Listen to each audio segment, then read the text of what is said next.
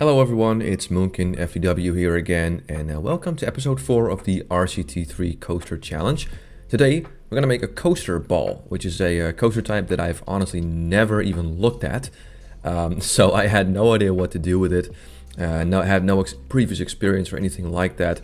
So this is me going in completely blind and trying to make something of this roller coaster type, which is also very difficult because this is one that doesn't have any turns, so it's a vertical roller coaster with just drops, no turns. So it's one tile wide, if you will. And it's difficult to try and make something of this because, like I said, you can't use any turns. So the layout is pretty basic. And I just tried to make something like this. It has a powered launch, so not a lift hill. And I was also trying to figure out exactly how the launch should be. And because the transitions to going down are very quick and very small, I also wanted to make sure that before every drop there is a brake run to make sure that it's not too unrealistic and that, the speed is not too overkill, if you will, which still is quite difficult, and especially because, like I said, I have literally no experience with this, but eventually I was able to figure it out. And this is a decent layout. Again, I'm not a big fan of these roller coasters, since why I never bothered to make one before. But it's interesting to finally try my hands at one of these because, I've been playing this game since 2007 or 2008, which, is now, if I calculate, about 15 years ago. Even more actually, 17 years ago.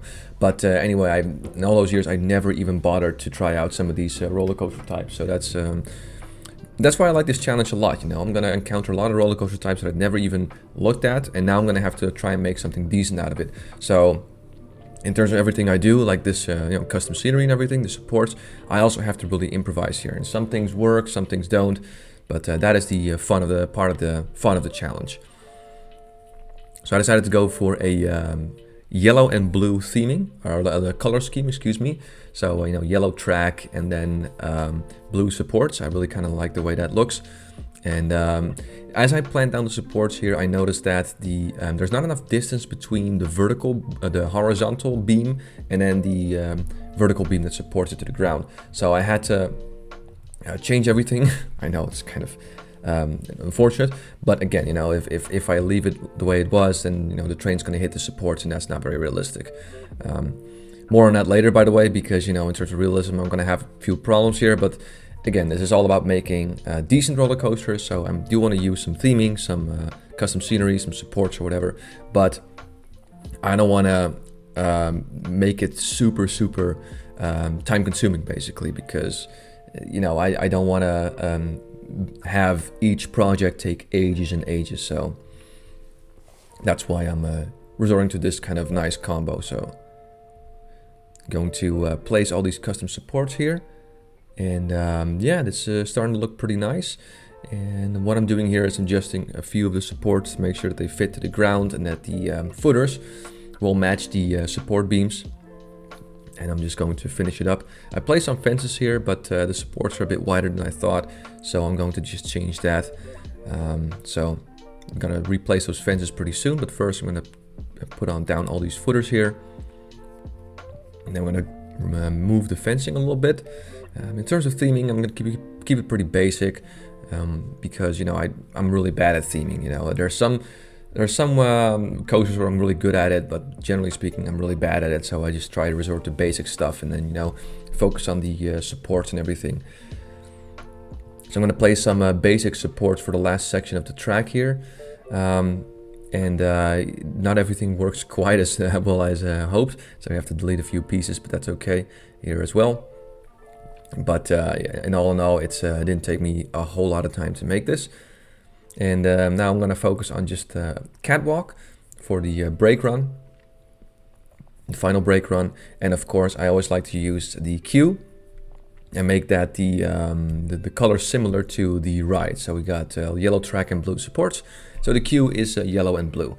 Kind of like that idea. So I'm going to just remove these test supports here that I don't need anymore. And I'm going to connect it to this park I've made. And I'm going to use Beastie's path mods, very popular and well used mod by me to add some pathing. And I'm going to use this this terrain to kind of liven up. And there you go. That is the coaster ball. So again, you know, very basic design. You can't do a whole lot with this, but with the addition of some custom supports, it actually doesn't look too bad. Not a big fan of these coaster types. You know, again, there's not much options in terms of track, but let's go ahead and ride this. So I'm not sure which POV I should use, actually. And I can use this seat one, so let's see how that looks. Yeah, let's just stick with the seat one. So here we go, first drop after the brake run. A little back and forth. Oh, the support there hits my face. That's unfortunate. I'm gonna have to maybe change that later. Into the final brake run, and down we go, and another support in the face.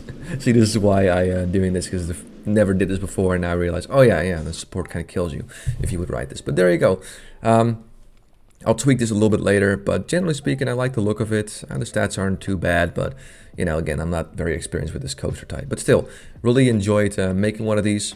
It's kind of fun, and again, that's the part of the challenge, you know, making all these different roller coaster types that I've never tried before. So without further ado, that is the end of this coaster challenge. I'll be back with number 5, but until then, thank you very much for watching, and have yourself a wonderful day.